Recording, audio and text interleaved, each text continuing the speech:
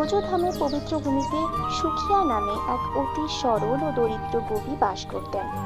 কন্ডা বিক্রি করে যা সামান্য আয় হতো তা দিয়েই কোনো মতে চলত তার জীবন।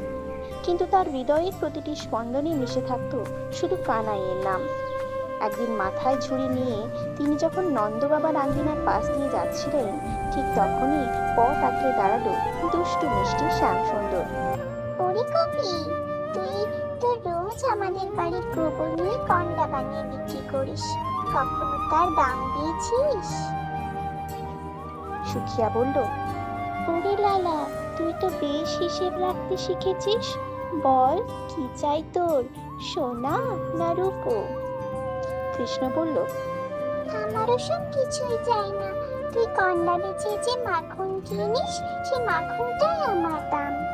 সুখিয়া স্নেহ ভরে বলল, ঠিক আছে কানাই, মাখন পাবি, কিন্তু তার আগে তোকে আমার সঙ্গে নাচতে হবে আর গাইতে হবে।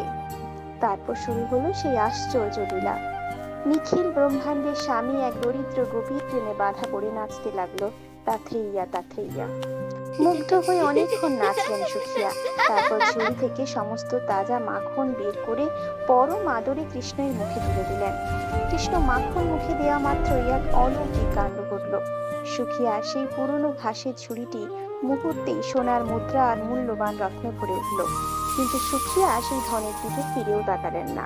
তার দুই চোখ দিয়ে তখনও বইছে আনন্দের ধারা, কারণ তিনি আজ এমন এক সম্পদ পেয়েছেন যার জন্য স্বয়ং ব্রহ্মা ও শিব আকাঙ্ক্ষা করেন। তা হলো কানাইয়ের নিঃস্বার্থ প্রেম।